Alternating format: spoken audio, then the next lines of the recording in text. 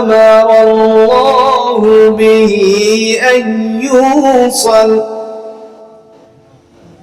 ما أمر الله به أن يوصل ويفسدون في الأرض أولئك هم الخاسرون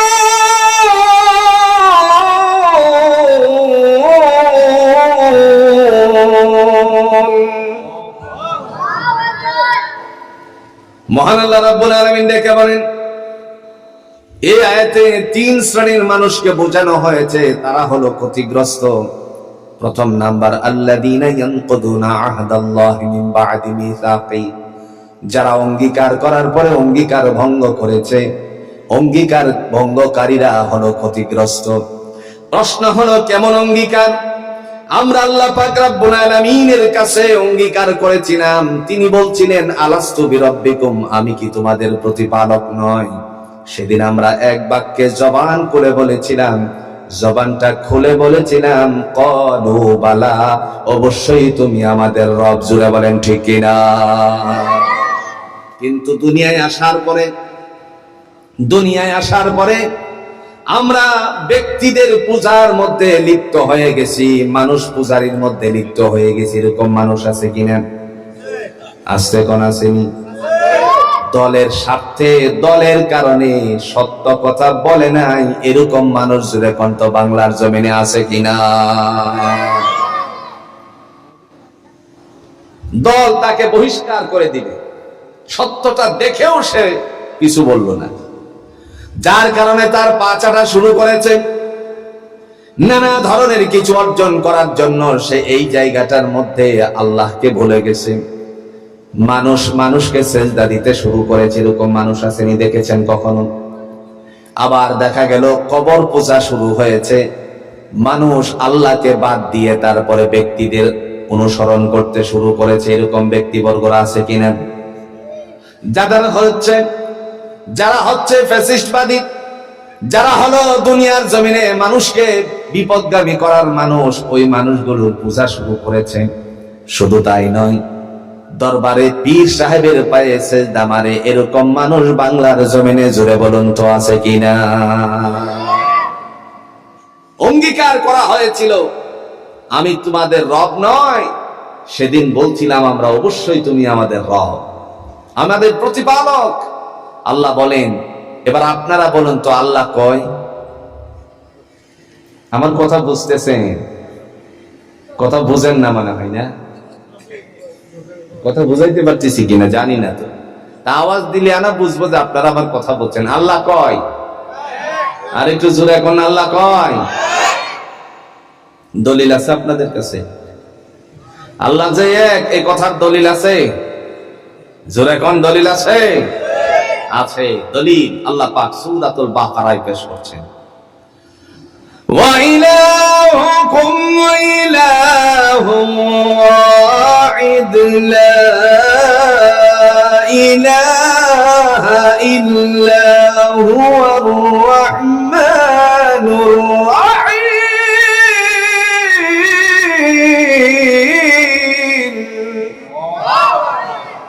আল্লাহ বলেন, ওয়া ইলাহুকুম ইলাহুন ওয়াহিদ, তোমাদের উপাস্য একমাত্র উপাস্য, লা ইলাহা ইল্লা হুয়া, তিনি ছাড়া আর কোনো উপাসনাকারী নাই। হুয়ার রহমানুর রহিম, তিনি হলেন পরম করুণাময় এবং দয়ালু। জুড়ে বলেন কে?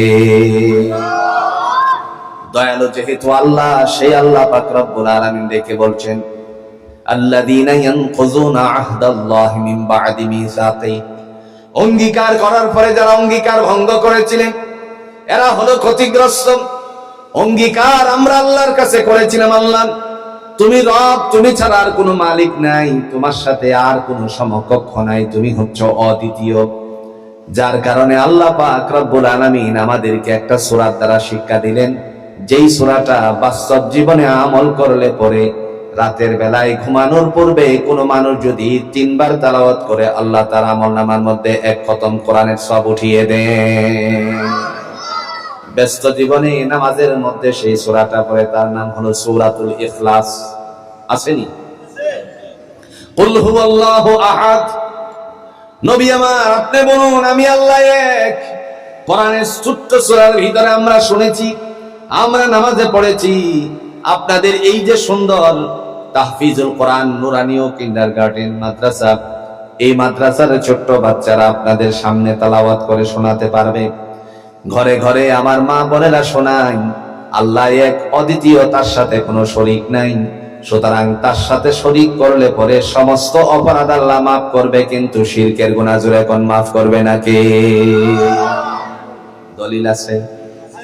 কথা কোন না কে? দলিল আছে? দলিল সূরাতুন নিসায় আল্লাহ বলছেন, কোরআন হচ্ছে জ্বলন্ত প্রমাণ, কোরআনের বাইরে আর কোনো প্রমাণ হতে, একটু জোরে বলেন, কোরআনের বাইরে আর কোনো প্রমাণ হতে পারে না।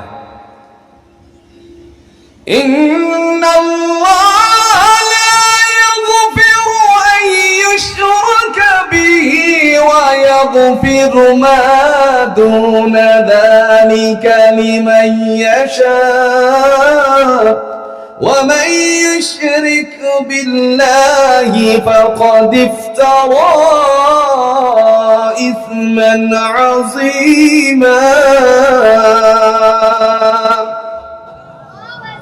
আল্লাহ বলেন, নিঃসন্দেহে তাকে আমি ক্ষমা করি না, তাকে ক্ষমা করা হয় না যে আমার সাথে শরীক করে। এছাড়া যত অন্যায় আছে, গুনাহ আছে, ইচ্ছে করলে জুড়ে বলুন তো ক্ষমা করে দিতে পারেন কে?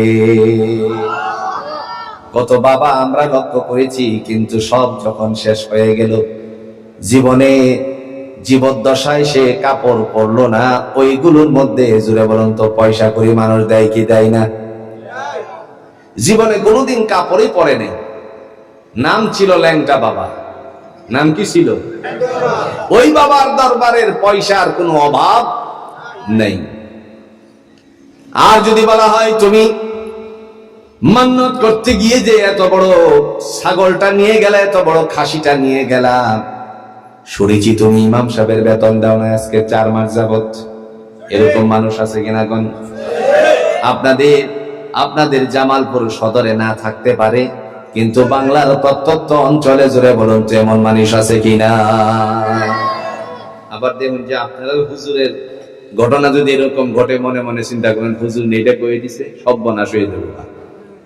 কথা বলছেন, দৌড় দেয় এরকম খাসি নিয়ে দৌড়ায়।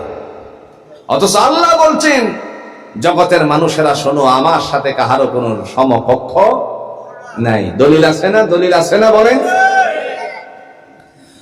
সূরাতুল বাকারার একটা সূরা আপনারা সহজ করে চিনেন, যার নাম আয়াতুল কুরসি নামে আপনারা দিয়েছেন। এরকম ভাবে আপনারা চিনেন তো এই সূরাটারে? মূলত সূরা হলো সূরাতুল বাকারা। সেই জায়গায় আপনারা পড়েছেন আল্লাহু লা ইলাহা ইল্লা হুয়াল হাইয়ুল কাইয়্যুম। পড়ছেন কি না? করেন আল্লাহর কথা বলতেছেন, আল্লাহু লা ইলাহা ইল্লা, আল্লাহ বলেন আমি হলাম এমন সত্তা যার সাথে কোনো অংশীদারিত্ব নাই। আল হাইয়ুল কাইয়্যুম, আমি চিরঞ্জীব, চিরস্থায়ী ছিলাম, আছি এবং থাকব।